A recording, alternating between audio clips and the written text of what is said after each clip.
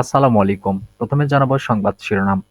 গণহত্যার সঙ্গে জড়িতদের বিএনপিতে নেওয়া হবে না বললেন মির্জা ফখরুল। নারায়ণগঞ্জ জেলা বিএনপির কমিটি বিলুপ্ত, মিষ্টি বিতরণ। এবং মানবিক বন্ধনকে সুদৃঢ় করতে এসেছিলেন যীশু খ্রিস্ট বললেন তারেক রহমান। সর্বশেষ জানাবো ইউনুস সুলিভানের ফোনালাপ রাজনৈতিক প্রক্রিয়ার অংশ। শুনছিলেন শিরোনাম, এবারে বিস্তারিত। গণহত্যার সঙ্গে জড়িতদের বিএনপিতে নেওয়া হবে না বললেন মির্জা ফখরুল। বিএনপি মহাসচিব মির্জা ফখরুল ইসলাম আলমগীর বলেছেন, দলীয়ভাবে নির্দেশনা দেওয়া আছে, যারা গণহত্যার সঙ্গে জড়িত ছিল তাদের বিএনপিতে নেওয়া হবে না। মঙ্গলবার বেলা 11:30টার দিকে ঠাকুরগাঁও প্রেসক্লাবে শীতার্তদের মধ্যে শীতবস্ত্র বিতরণ শেষে সাংবাদিকদের প্রশ্নের জবাবে কথা বলেন তিনি। দেশের বহু জেলায় আওয়ামী লীগের নেতারা বিএনপিতে যোগদান করছেন বলে শোনা যাচ্ছে। এ বিষয়ে জানতে চাইলে মির্জা ফখরুল বলেন, এটা আমার জানা নেই, তবে আমাদের ভারপ্রাপ্ত চেয়ারম্যানের নির্দেশ আছে, যারা সন্ত্রাসী, যারা গণহত্যার সঙ্গে জড়িত ছিল, যারা দুর্নীতির সঙ্গে জড়িত ছিল, তাদের কাউকে বিএনপিতে নেওয়া হবে না। তিনি বলেন, আমরা আশা করেছিলাম সরকারের পক্ষ থেকে দুস্থ শীতার্ত মানুষদের মাঝে শীতবস্ত্র বিতরণ করা হবে, কিন্তু এখন পর্যন্ত সে ধরনের উদ্যোগ আমরা দেখতে পাইনি। তাই আমরা নিজেরাই আমাদের দলের পক্ষ থেকে শীতবস্ত্র বিতরণ করছি। আজ আমরা পৌর শহরের মধ্যে বিতরণ করছি, এরপর উপজেলা ও ইউনিয়নগুলোতেও বিতরণ করা হবে। আমি আশা করব সরকার এই বিষয়টিতে এগিয়ে আসবে। তারা আমাদের এই শীতার্ত মানুষদের মাঝে কম্বল বিতরণ করবে। দুর্নীতি ও ফ্যাসিবাদ থেকে উত্তরণের উপায় জানতে চাইলে বিএনপি মহাসচিব বলেন, এর জন্য গণতন্ত্রকে প্রতিষ্ঠা করতে হবে, জনগণের শাসন প্রতিষ্ঠা করতে হবে, জনগণের যে নির্বাচিত পার্লামেন্ট, সে পার্লামেন্ট দিয়ে দেশ পরিচালনা করতে হবে। অন্য কোনো উপায় আছে বলে আমার জানা নেই, বলেন মির্জা ফখরুল। নারায়ণগঞ্জ জেলা বিএনপির কমিটি বিলুপ্ত, মিষ্টি বিতরণ।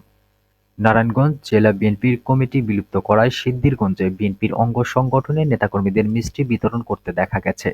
মঙ্গলবার দুপুরে ঢাকা-চট্টগ্রাম মহাসড়কের শিমরাইল মোড়ে থানা স্বেচ্ছাসেবক দলের নেতা রিপন সরকারের নেতৃত্বে নেতাকর্মীরা মিষ্টি বিতরণ করেন। মিষ্টি বিতরণের বিষয়ে স্বেচ্ছাসেবক দলের নেতা রিপন সরকার বলেন, আমরা মিষ্টি বিতরণ করেছি মূলত আমাদের প্রাণপ্রিয় নেতা তারেক রহমানের সিদ্ধান্তের প্রতি শ্রদ্ধা জানিয়ে। আমরা ১৬ বছর যাবৎ তৃণমূলের নেতাকর্মীরা নির্যাতিত হয়েছি। ৫ই আগস্টের পর আমাদের উপর নতুন করে নির্যাতন শুরু হয়েছিল, যেটা আসলে আমরা মেনে নিতে পারছিলাম না। বিভিন্ন সময় আমরা দাবি উঠিয়েছি।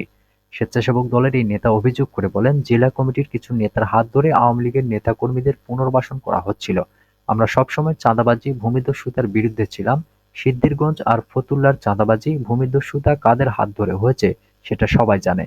৫ তারিখের পর আমাদের বিএনপির বিভিন্ন নেতাদের মামলা দেওয়া হয়েছিল। আমরা কয়েকবার এর জন্য প্রতিবাদ মিছিল করেছি। আমরা তৃণমূলের নেতাকর্মীরা যারা দীর্ঘদিন হামলা মামলার শিকার হয়েছি, এই ৫ই আগস্টের পর আবার নতুন করে মিথ্যা মামলায় আমাদের নাম দেওয়া হয়েছে। যারা চাঁদাবাজির বিরুদ্ধে প্রতিবাদ করেছিল তাদের বিরুদ্ধেই মামলাগুলো দেওয়া হয়েছিল। আমরা এখন এগুলো থেকে মুক্তি পেয়েছি, এজন্য আমরা মিষ্টি বিতরণ করেছি। এখানে অন্য কোনো রাজনীতি নেই। রিপন সরকার বলেন, যে নেতা তৃণমূলের নির্যাতিত নেতাকর্মীদের সম্মান করবে, আগামীতে যেন এমন নেতৃত্বে আসে, যারা রাজপথে ছিল, আন্দোলন সংগ্রাম করেছে, দুঃসময়ে নেতাকর্মীদের পাশে ছিল, এরকম নেতৃত্বের কাছে যেন নেতৃত্ব তুলে দেওয়া হয়, এটাই আমাদের দাবি। মানবিক বন্ধনকে সুদৃঢ় করতে এসেছিলেন যীশু খ্রিস্ট, বললেন তারেক রহমান। বড়দিন উপলক্ষে বাংলাদেশসহ বিশ্বের সব খ্রিস্ট ধর্মাবলম্বীকে আন্তরিক শুভেচ্ছা ও অভিনন্দন জানিয়েছেন বিএনপির ভারপ্রাপ্ত চেয়ারম্যান তারেক রহমান। একই সঙ্গে তাদের সুখ, শান্তি ও সমৃদ্ধি কামনা করেন তিনি। মঙ্গলবার বিকালে বিএনপির কেন্দ্রীয় দপ্তর থেকে পাঠানো এক বাণীতে এসব কথা বলেন তিনি।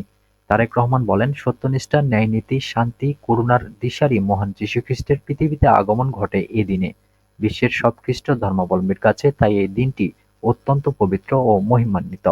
তিনি এসেছিলেন মানবিক বন্ধনকে আরও সুদৃঢ় করতে। বিশ্বের একটি বড় জনগোষ্ঠীর মানুষ যীশু খ্রিস্টের ধর্ম ও দর্শনের অনুসারী বলে উল্লেখ করে বিএনপির ভারপ্রাপ্ত চেয়ারম্যান বলেন, সব ধর্মের মর্মবাণী শান্তি, সহাবস্থান ও মনুষ্যত্বের অনুসন্ধান। যুগে যুগে মহামানবগণ নিঃস্বার্থ আত্মনিবেদনে মানুষকে সত্য ও ন্যায়ের পথে চলার পথ প্রদর্শক হয়েছিলেন। মানুষকে অনুপ্রাণিত করেছিলেন অসত্যের বিনাশ সাধন করে উন্নত নৈতিক উৎকর্ষতার অর্জনে সমষ্টিগত সুখময় জীবন গড়ে তুলতে। মহান যীশু খ্রিস্টের একইভাবে তার অনুসারীদের নিরলস একনিষ্ঠভাবে মানবপ্রেমে উদ্বুদ্ধ করেছে বলে উল্লেখ করে তিনি আরও বলেন, শুভ বড়দিন একটি সর্বজনীন ধর্মীয় উৎসব, আর উৎসব মানুষের আনন্দময় সত্তার জাগরণ ঘটায়। উৎসবের মর্মস্থলে রয়েছে সম্প্রীতি, সহাবস্থান ও শুভেচ্ছা। তারেক রহমান বলেন, মানুষ হিসেবে আমাদের কর্তব্য দেশ, সমাজ ও মানুষের কল্যাণে যার যার অবস্থান থেকে কাজ করে যাওয়া। আসুন হিংসা ত্যাগ করে সমাজে শান্তি ও স্থিতি প্রতিষ্ঠা করি। তাহলেই স্রষ্টার সন্তুষ্টি অর্জনে আমরা সক্ষম হব। ইউনুস সুলিভানের ফোনালাপ রাজনৈতিক প্রক্রিয়ার অংশ। অন্তর্বর্তী সরকারের প্রধান উপদেষ্টা অধ্যাপক ডক্টর মোহাম্মদ ইউনূসের সঙ্গে যুক্তরাষ্ট্রের জাতীয় নিরাপত্তা উপদেষ্টা জ্যাক সুলিভানের ফোনালাপ রাজনৈতিক প্রক্রিয়ার একটি অংশ হিসেবে আখ্যা দিয়েছে পররাষ্ট্র মন্ত্রণালয়। মঙ্গলবার পররাষ্ট্র মন্ত্রণালয়ের সাপ্তাহিক ব্রিফিংয়ে প্রধান উপদেষ্টার সঙ্গে যুক্তরাষ্ট্রের জাতীয় নিরাপত্তা উপদেষ্টার ফোনালাপ নিয়ে প্রশ্নের জবাবে এ কথা বলেন মুখপাত্র মোহাম্মদ রফিকুল আলম।